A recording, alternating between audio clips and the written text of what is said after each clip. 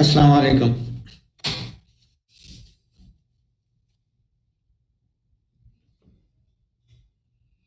عليكم السلام ورحمة الله.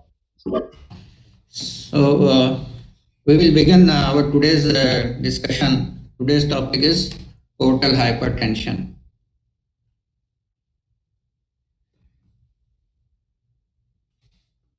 As for any vessel in the body, whether it is capillary, arteries, or veins, there is some intrinsic pressure within the system. So the normal portal vein, there is some pressure is present in the normal portal vein, but when it raises to some level, then we label it as portal hypertension. This is different from systemic hypertension. You can understand because portal system is a part of venous system. So portal pressure is near the level is near the venous system, not near the arterial system. Shamim, you have sent me the picture on my email. Yes. I didn't receive it. You can receive in a few minutes, don't worry. So normally portal vein pressure ranges between 1 to 4 millimeter of mercury higher than the hepatic vein pressure. This is normal, and it should not be more than 6 millimeter higher than the right atrial pressure. So the portal pressure is spoken in relation to the pressure in the hepatic vein or the right atrial pressure. Portal hypertension is a pressure in the portal venous system that is at least 5 millimeter of mercury higher than the pressure in inferior vena cava.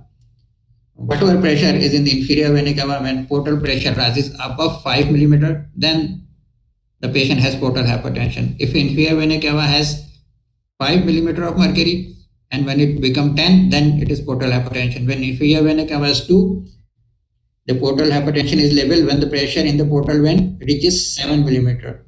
So the cutoff point is 5 millimeter higher than the inferior vena cava. However, it is clinically significant if it raises 10 millimeter of mercury. So patient will develop symptomatically between 5 to 10, and when it becomes higher than the 10, then patient starts some systemic symptoms. And the patient will have risk of variceal bleeding if the pressure increases more than 12 millimeter of mercury.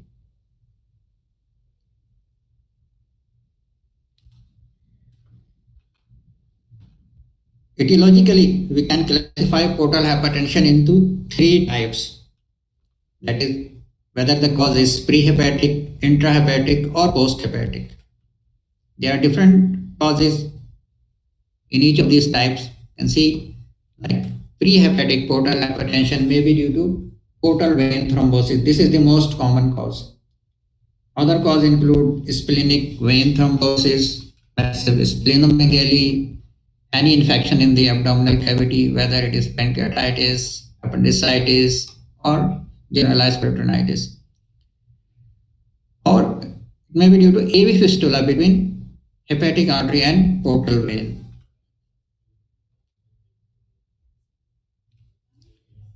Intrahepatic portal hypertension. It may be due to a cause at the pre-sinusoidal level, like due to schistosomiasis or congenital hepatic fibrosis. It may occur at sinusoidal level due to cirrhosis or alcoholic hepatitis. Or it may occur at the level of post-sinusoid due to veno-occlusive syndrome.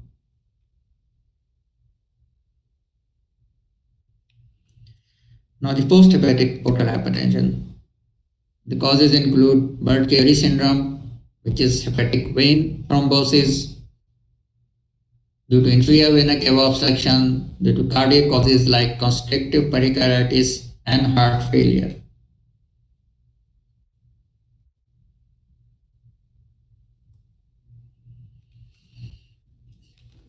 Anatomy. How the portal vein forms? It is formed the confluence of 3 veins.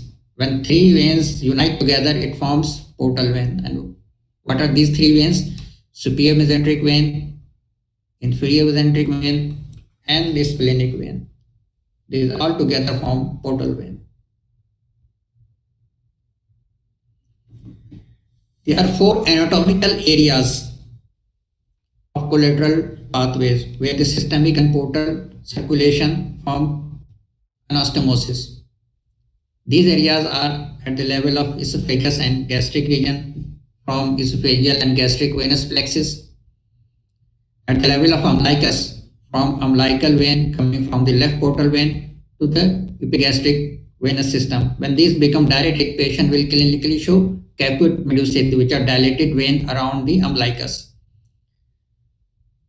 Third area is retroperitoneal collateral vessels, and the fourth one is hemorrhoidal venous plexus.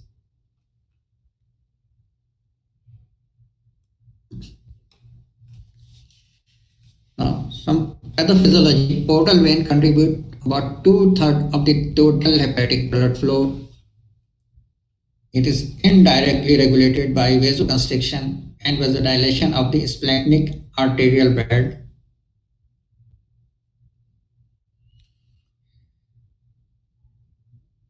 When the portal venous pressure resistance is increased, patient will likely to have increase in portal venous pressure.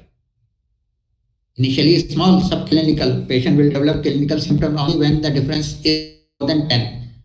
So the portal venous pressure start increasing. This leads to hyperdynamic systemic circulation.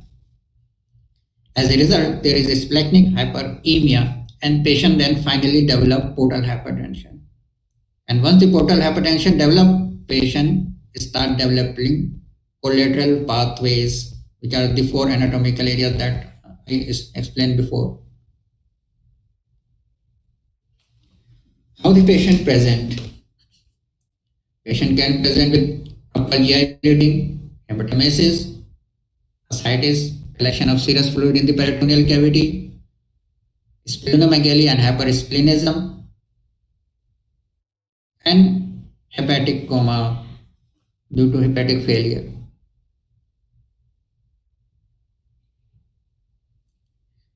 How we should investigate this patient? We should do routine blood test, assess the hepatic function like aminotransferase enzyme, alkaline phosphatase enzyme, and serum bilirubin level. Assess alpha-fetoprotein level.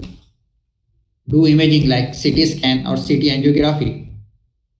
We can also do magnetic resonance imaging, ultrasound, sometimes with Doppler ultrasonography, and endoscopy to know the extent and the severity of variceal bleeding.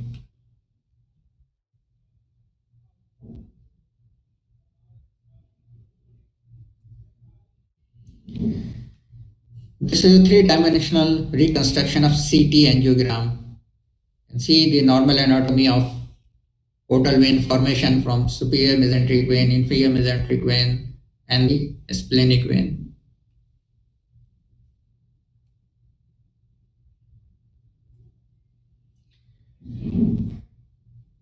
Liver biopsy is important to rule out pathology like secondaries or primary metastasis.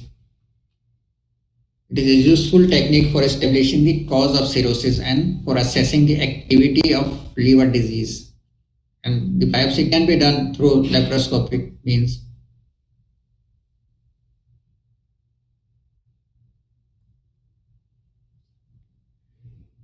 Pressure assessment can be done, and portal pressure can be indirectly estimated by measuring hepatic venous wedge pressure. Routine practice, the diagnosis of hypertension, portal hypertension is usually made on clinical ground and imaging and endoscopy, which will show the areas of collateral which are developed due to portal hypertension, and patient then management then started. And rarely in a routine clinical setup, this pressure test is required. We use Child-Cook criteria to classify the hepatic functional reserve. We made 5 assessments. Made assessment of encephalopathy, ascites, bilirubin level, albumin level, and prothrombin time. And depending on result that we receive from these 5 parameters, we classify patient into 3 groups, assign scoring of 1, 2, and 3 depending on the result. These 3 scoring of these 5 parameters are then added together. If the added score comes between 5 to 6, patients are classified as grade A hepatic encephalopathy. If the total score comes between 7 to 9, it is classified as grade B. And if it comes between 10 to 15, this is grade C, which is the most severe.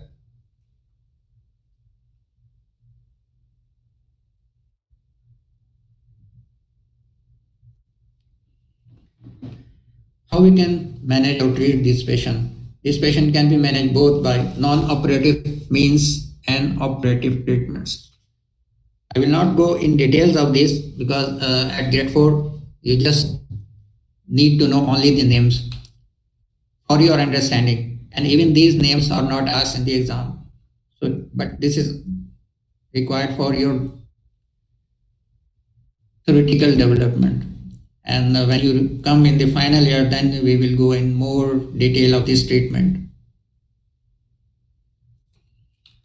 Non-operative treatment include pharmacotherapy, endoscopic treatment, balloon connect, and transjugular intrahepatic portosystemic shunt.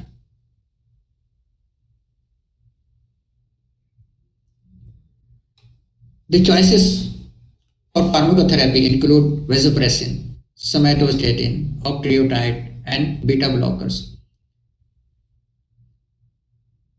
Vasopressin, somatostatin, and octreotide initially begin by giving a loading bolus dose and then a continuous dose for some times.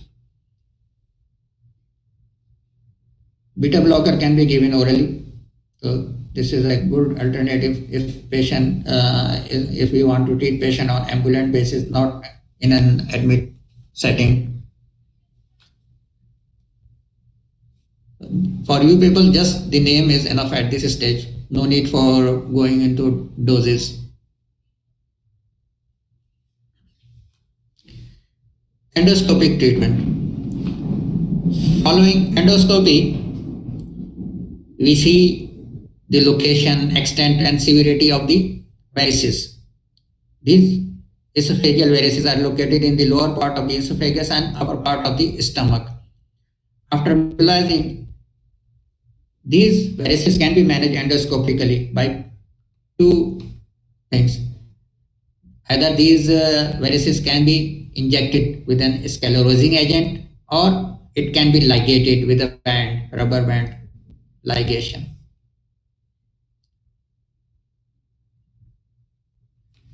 Balloon tamponade is important when patient is actively bleeding.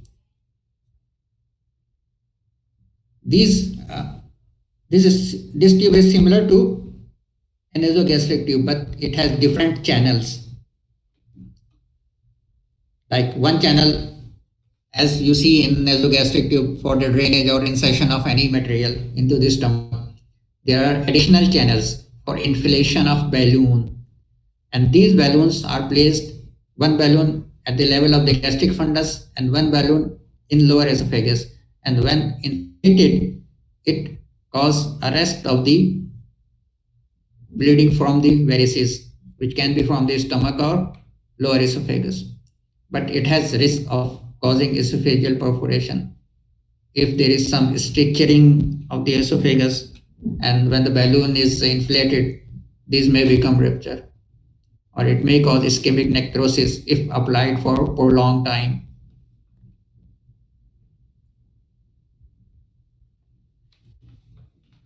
Another non-operative option is transjugular intrahepatic portosystemic shunt. Transjugular means a catheter is passed through jugular vein. Through the vena cava heart, it reaches the hepatic vein, and from the hepatic vein, under the guidance of the imaging, it is entered into the portal vein. Then the parenchymal portion between these hepatic vein and portal vein are dilated by passing guide wire over this catheter, and tract is dilated, and when the tract is dilated and form a stent is passed.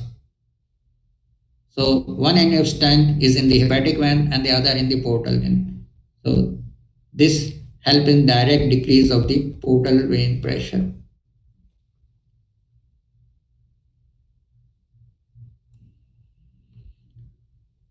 Operative treatment options include shunt procedures, non-shunt procedures, and finally hepatic transplantation. Shunt can be non-selective shunts like end-to-side portacaval shunt, you can see in the first picture, or side-to-side portacaval shunt, second picture, or a large diameter interposition shunt. It can be portacaval, mesocaval, or mesorenal, or it can be conventional splenorenal shunt.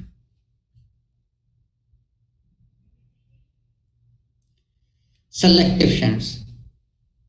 This include distal splenorenal shunt, left gastric vena cava shunt.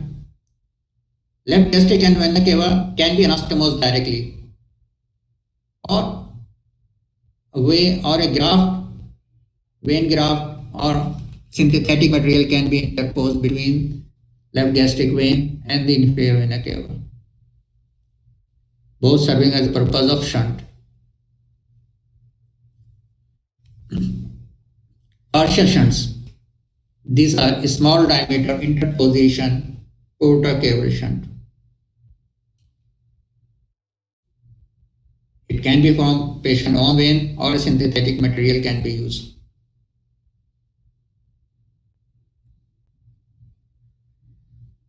Non-selective operation. Here, just above the esophagogastric junction, the esophagus is transected. When the esophagus is transected, this divides the vessels.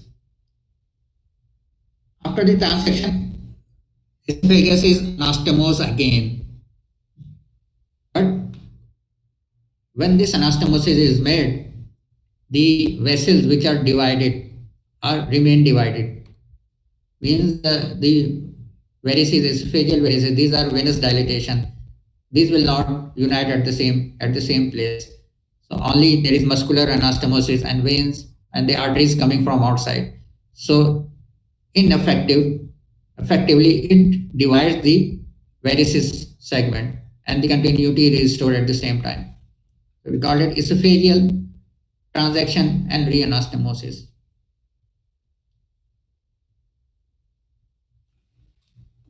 And the last hope is hepatic transplantation. But this is not an easy option. We need donor, appropriate setup, matching.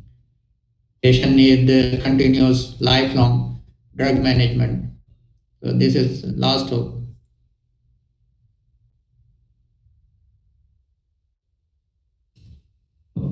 We'll end this discussion.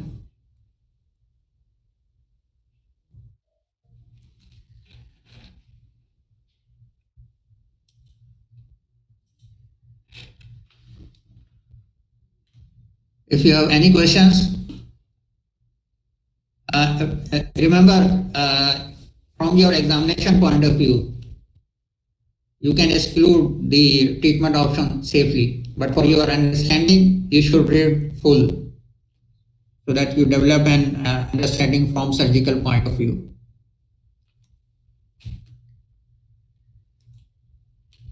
We have time if you want to discuss this or any other thing, because we have very few interaction in this course, and I know you people are losing valuable time.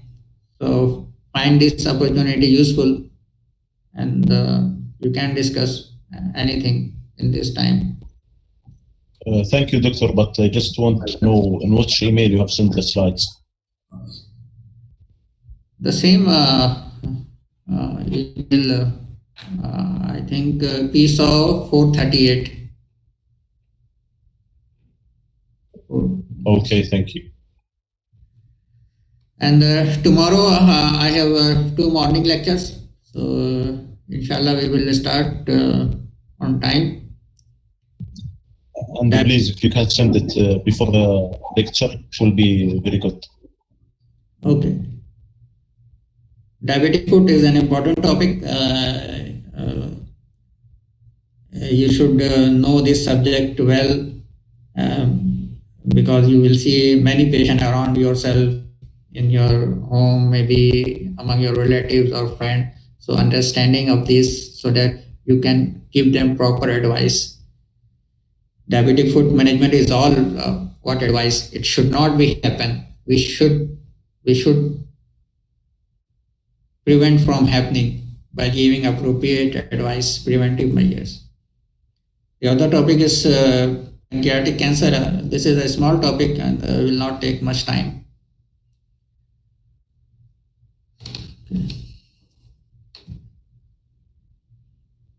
So you want to go? I will take attendance now. Abdullah Al-Haddad. Abdullah Al-Haddad. Okay. Faisal Saad. Yes. Faisal Saad bin Ois. Yes, present. Okay. Muhammad Al-Harbi. Present, Doctor. Yes, you are from the very beginning, I know. Sami Shami. Sami Shami.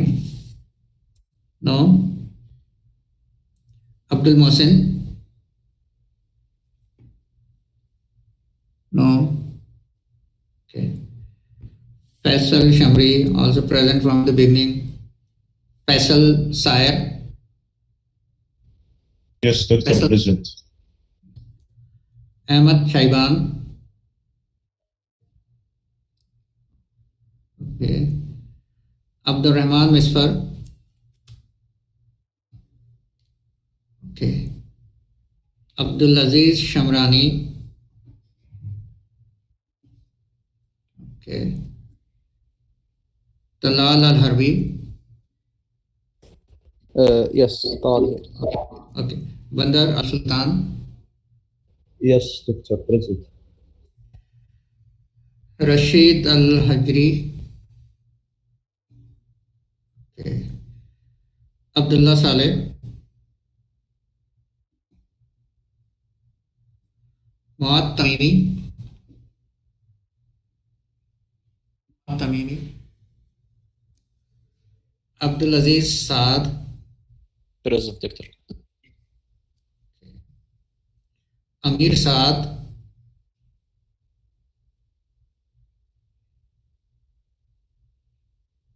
Amir Saad absent.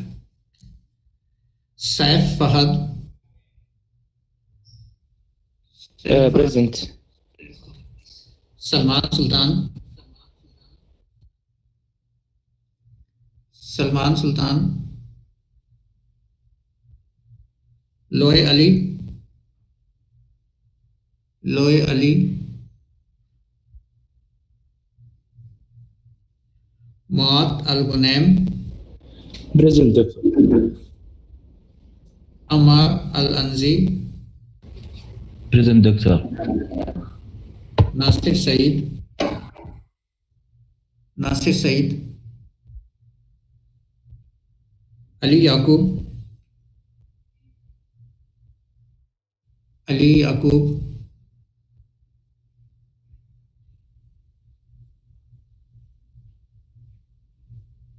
Mishari Abdullah.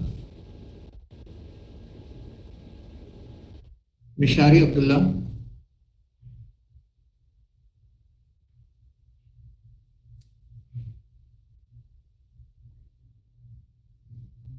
Abdul Rahman Malki.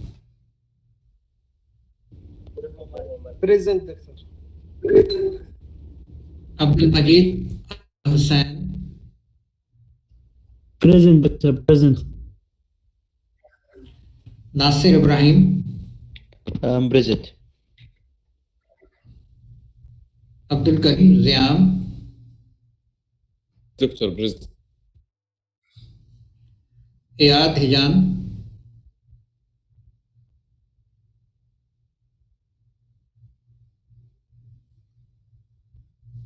Loe Alhamdi, Abdurrahman Al Anzi,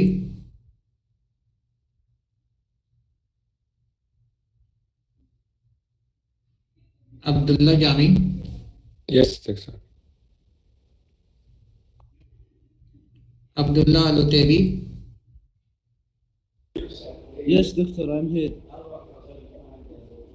Okay, I will call the absence second time. Please listen. Sami Shami, Abdul Mohsin, Amir Saad, Salman Sultan, Loe Ali, Nasir Dosri. Okay. Ali Yaqub, Mishari Abdullah, Iyad Hijan, Abdurrahman Al Anzi. Okay. So we will end this session, and before leaving, the group who are presenting on Thursday, trauma, if they want to discuss anything, discuss with me or Dr. Ahmad. Otherwise, we will end this session.